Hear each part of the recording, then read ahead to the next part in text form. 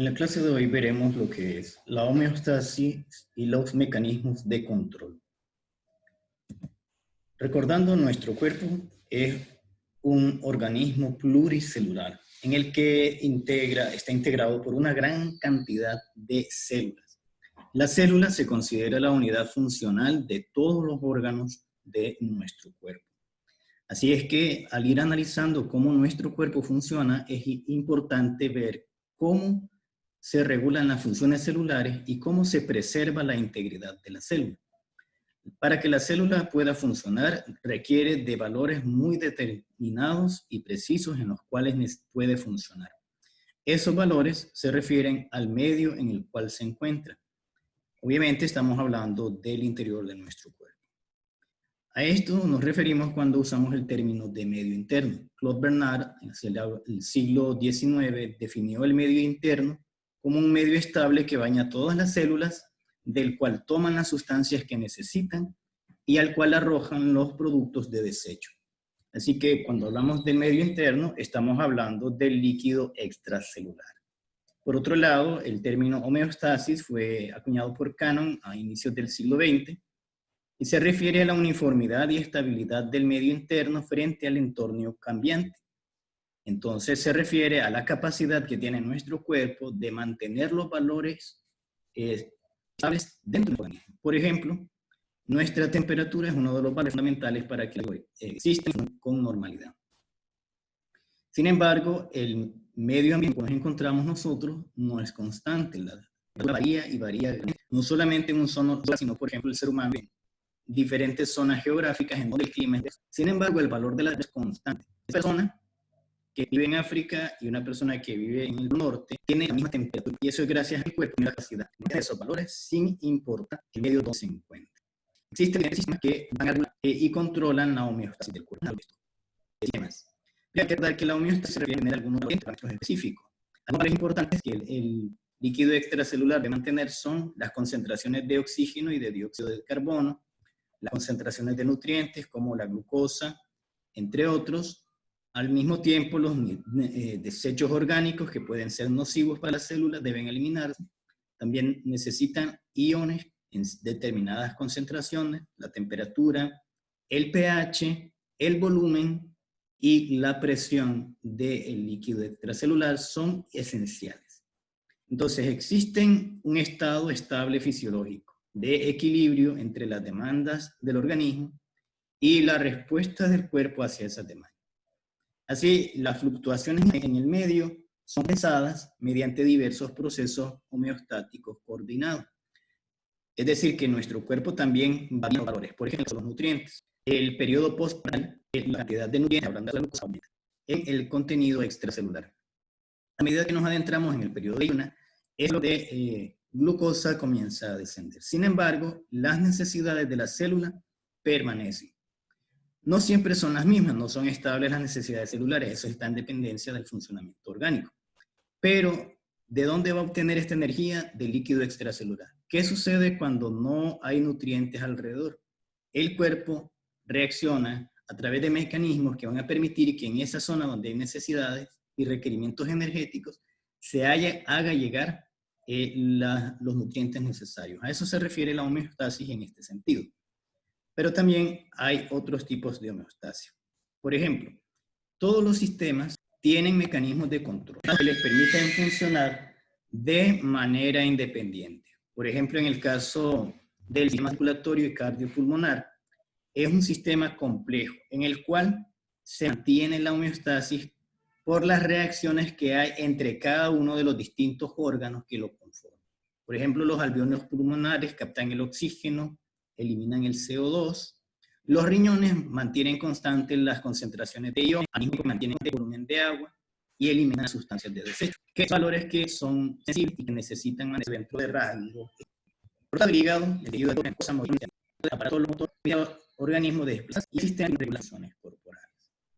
Así, por ejemplo, cuando nuestro organismo demanda de oxígeno, lo que hay para compensar el sistema pulmonar es aumentar la frecuencia cardíaca y la frecuencia respiratoria, con el objetivo de captar y distribuir una mayor cantidad de oxígeno. Obviamente, por ejemplo, cuando estamos haciendo ejercicio, la demanda de oxígeno aumenta y también aumenta la producción de dióxido de carbono. Así que en esos pulmones haga un mayor riesgo, eliminando el carbono y manteniendo el ingreso de oxígeno. Entonces, en el líquido extracelular está en constante movimiento gracias al sistema circulatorio. Los nutrientes y gases circulan, se mezclan por difusión con los líquidos y todo este proceso está regulado por las necesidades celulares y por mecanismos complejos que determinan cuánta es la concentración de gases, de oxígeno, de CO2 que necesitan ser transportados y hacia dónde necesitan ser transportados. Aquello que lleva a la alteración de la homeostasis está relacionado con la enfermedad. Entonces, hay distintas situaciones que pueden originar un desequilibrio del medio interno y comprometer la función de nuestro organismo. Por ejemplo, cambios extremos de temperatura, pueden haber traumas, la escasez de oxígeno. Esos son factores externos. Por ejemplo, si nos encontramos en un área no muy ventilada, en donde no hay circulación de oxígeno, entonces evidentemente si permanecemos en este lugar, vamos a morir. Hay factores, por ejemplo, el ejercicio, la planta, que pueden alterar el comportamiento y funcionamiento de órganos. Por ejemplo, cuando estamos bajo estrés, comenzamos a liberar cortisol. Esa es la hormona del estrés. Cuando se libera cortisol, el cortisol va a alterar el funcionamiento las funciones de otros órganos. Por ejemplo, va a aumentar la frecuencia cardíaca, lo que va a llevar al engrosamiento de la pared. También va a aumentar la concentración de iones y de otras sustancias nocivas en la sangre, lo que se va a asociar al incremento de la presión arterial, lo que puede dañar los riñones, etc. Todo por un cambio interno. En el caso de las situaciones extremas pueden afectar la homeostasis, por ejemplo, las hemorragias. Cuando nuestro cuerpo necesita un volumen constante. Para que nuestro corazón funcione hay que mantener una presión de perfusión que se debe gracias al volumen sanguíneo que está dentro del sistema circulatorio. Cuando hay una hemorragia, ese volumen disminuye, lo que descompensa el corazón, haciendo que trabaje menos, lo que hace disminuye el volumen de bombeo, lo que a su vez debilita el corazón, que bombee menos, y eso es un mecanismo que vamos a ver más adelante, que es retroalimentación positiva. Por lo general son dañinos. Entonces, los mecanismos homeostáticos están diseñados para mantener nuestro equilibrio. Y aquí tenemos los dos ejemplos que veíamos, ¿verdad? Hay personas como los inuit que viven en el Polo Norte y estas personas están en temperatura bajo cero. Sin embargo, su temperatura corporal es de 36 también es 3 grados centígrados. Y es gracias a que el cuerpo está regulando y manteniendo ese valor. ¿Por qué ese valor? Porque es el valor que necesitan nuestra unidad fundamental, la célula. Si la célula está fuera de ese nivel, las proteínas que integran la membrana plasmática comenzarían a desnaturalizarse y obviamente la célula se desharía. Eso también afectaría el transporte plasmático de nutrientes y el funcionamiento de los organelos celulares. En el aula van a encontrar algunos videos relacionados con la estructura celular. Así que todo esto funciona en control, son los sistemas de control. Tienen como objetivo mantener la homeostasis. Entonces, tenemos componentes de los sistemas de control. Está un receptor o sensor que monitoriza los cambios producidos y envía información, un impulso aferente. Entonces, por ejemplo, en nuestro cuerpo, en nuestro sistema límbico, tenemos receptores que miden la temperatura interna del cuerpo, y también tenemos termorreceptores en todo nuestro cuerpo que están midiendo constantemente el valor de la temperatura. Hay receptores de todo tipo, receptores que miden la presión de gas, la concentración de iones, la concentración de residuos, y cada receptor tiene la capacidad de enviar una señal, ya sea una señal como un impulso bioeléctrico o como una señal hormonal que va a activar mecanismos compensatorios. ¿A dónde llega esta señal? Al centro de control. Es el punto donde termina la señal y es el que determina el mantenimiento y función. Por ejemplo, donde se regula la presión arterial, la frecuencia cardíaca, la temperatura y otras cosas. Y el otro componente es el efector. Entonces tenemos receptor, centro de control y el efector. Es decir, es aquel que lleva a cabo la compensación. Emite una respuesta para compensar el cambio inicial. Es decir, que por ejemplo, si nuestra temperatura está muy elevada, el sensor envía la señal, el centro de control la determina y le dice al efector, nuestro sistema termorregulador, que disminuya la temperatura. Que este sería el centro, el órgano efector. Por ejemplo, tenemos estrés. El estrés produce un estímulo. Ese estímulo lleva a una perturbación en la homeostasis. Por ejemplo, una alteración de la fisiología, por ejemplo, la temperatura. El receptor se activa, envía una señal a un sistema integrador, que sería, en este caso, podría ser el sistema límbico, un organelo de nuestra corteza prefrontal, una glándula suprarrenal, una glándula eferente hormonal, que puede activarse in situ, y esta envía una señal a un efector, que ya sean, son órganos blancos. Por ejemplo, si hay disminución de la glucosa, se envía una señal tanto al páncreas como al hígado, para que el páncreas comience a producir glucagón y para que el hígado comience a producir glucosa, para aumentar los niveles de glucosa. Esto hablando de una retroalimentación positiva. En el caso de una retroalimentación negativa, puede haber un cambio funcional, lo que lleva a una acción contraria, es decir, que nuestro cuerpo va a llevar la contraria a lo que se quiere, al estímulo que se está recibiendo. Por último, lo que va a llevar a esto es a cuando se logra el balance, el estímulo se elimina. Es básicamente como la pera de los tanques de inodoro, ¿verdad? En cuanto se restablece el volumen del tanque, la pera cierra la llave y obviamente se corta el suministro de agua. Así sucede. Cuando llega al valor homeostásico ideal, el sistema receptor deja de transmitir su impulso. Entonces, cuando esto se logra, se ha restablecido la homeostasis. Hay distintos sistemas de control. Por ejemplo, el sistema nervioso detecta alteraciones y envía señales en forma de impulsos nerviosos y son cambios rápidos. Los que integran el sistema nervioso son nuestro cerebro y la médula espinal, que reciben señales, principalmente señales del tipo doloroso. En el caso del sistema endocrino, esta detecta cambios a través de la sangre en la concentración de hormonas y estos cambios son más lentos.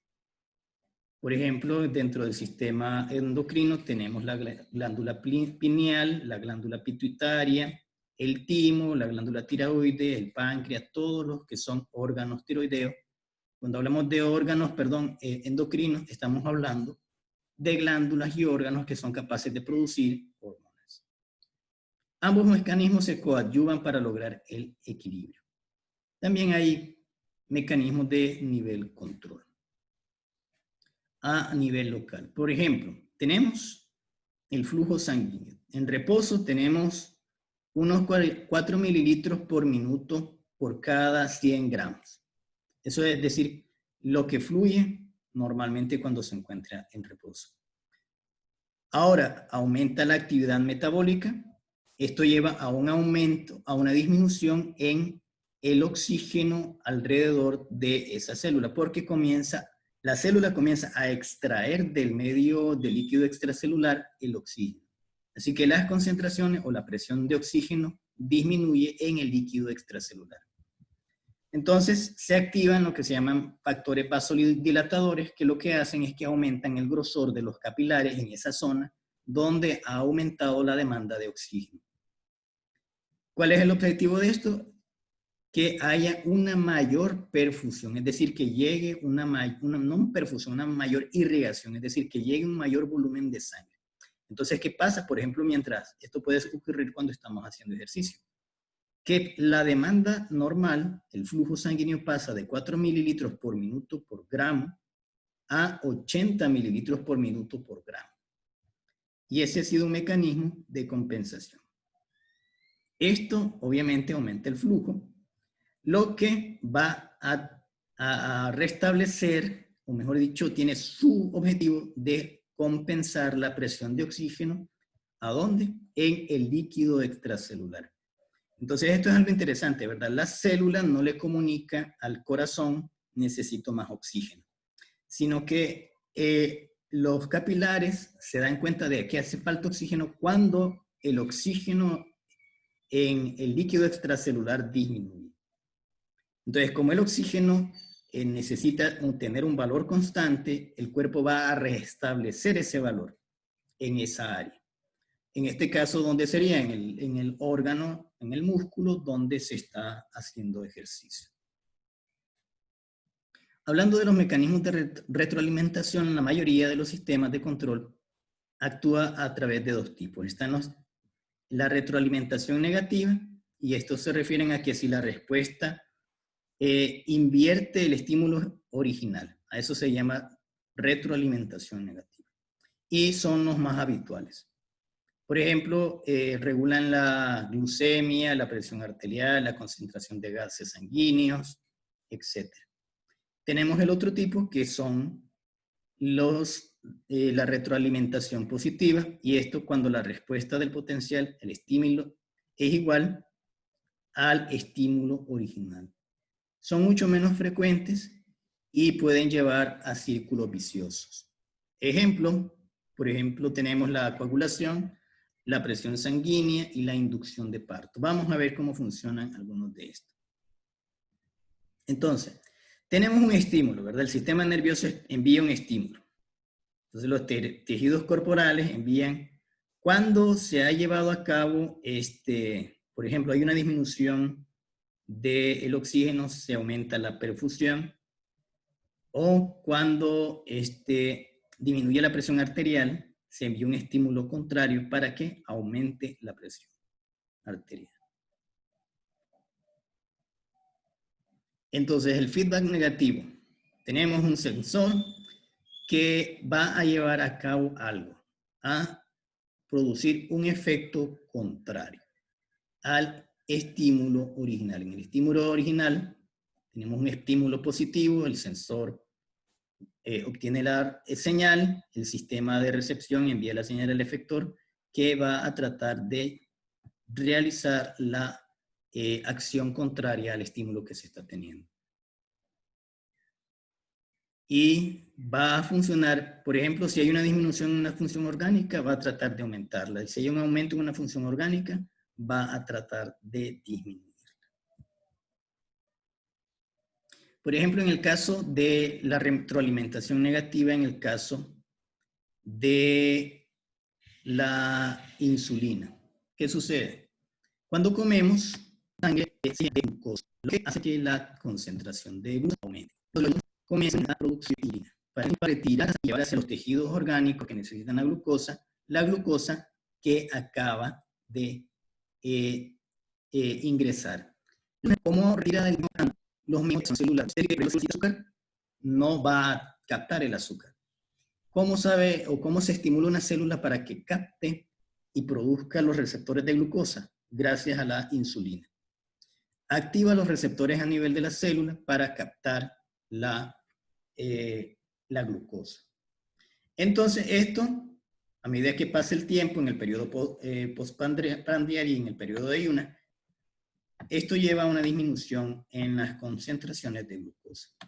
Si esta disminución está por debajo de los valores deseables, es cuando esta concentración hace para que se corte el suministro. Por ejemplo, cuando estamos en el periodo de ayuna, nuestro cuerpo compensa esto al activar el mecanismo de glucogénesis en nuestro cuerpo, mediado principalmente por el hígado, que comienza a producir más glucosa. Cuando se alcanzan concentraciones estables de glucosa, la insulina se deja de producir y se activa el glucagón. El glucagón es una hormona que funciona al revés que la insulina. No retira de la sangre la glucosa, sino que la mantiene. Pero su principal trabajo es decirle al hígado que deje de producir glucosa. En caso de alimentación positiva, la mayoría de las ocasiones son malos. Por ejemplo, cuando una persona pierde sangre, la disminución de sangre, obviamente por la pérdida a través de la hemorragia, hace que llegue menos oxígeno al corazón. Como hay menos oxígeno en el músculo cardíaco, este comienza a funcionar con mayor lentitud. Como funciona con mayor lentitud, la perfusión, es decir, cuánta sangre está impulsando, disminuye. Obviamente eso también lleva a una disminución del volumen. El volumen que ha disminuido todavía más hace que el músculo cardíaco deje de funcionar todavía menos, lo que disminuye de nuevo el volumen que se está impulsando. Y por eso es que decía que la retroalimentación positiva genera círculos viciosos. Sin embargo, hay algunos casos en los que es buena. Por ejemplo, tenemos un estímulo en el caso del parto. Cuando el niño está a punto de salir, su cabeza o su cuerpo hace presión contra las paredes del útero. Esa presión genera un estímulo que se envía hacia el centro cortical para que se libere la oxitocina. ¿La oxitocina qué hace? La oxitocina es una hormona que favorece la contracción muscular. Entonces, ahora la contracción se hace más fuerte. Cuando se hace la presión, se aumenta. Entonces, que hace más fuerte la contracción y así seguimos. En un círculo vicioso, pero en este caso es algo positivo porque obviamente entre mayor sea la fuerza de contracción, pues más rápido será el parto. Básicamente esos dos mecanismos de control, la retroalimentación positiva y la retroalimentación negativa. ¿Qué significa esto? Esto significa que nuestro organismo va a tratar de mantener todos los cambios que se han realizado dentro del cuerpo para restablecer su función orgánica. Por esto es importante reconocer esto, que cualquier alteración que ocurra en nuestro cuerpo va a querer ser restablecida. Todo nuestro cuerpo está funcionando dentro de parámetros muy estrechos y los mecanismos homeostáticos tienen la tarea de mantener al cuerpo y a las funciones orgánicas dentro de esos límites. Hay una gran complejidad de sistemas que se integran dentro de estas funciones que vamos a ir analizando durante la clase. Yo les invito a que vean los otros videos que están aquí colocados en el aula para que aclaren algunas dudas, especialmente en cómo funcionan las células y cómo se transportan los nutrientes a nivel celular. Entonces, cualquier duda que ustedes tengan, no duden en hacérmela llegar y así verán, podremos comunicarnos mejor y aclarar las dudas que tengan.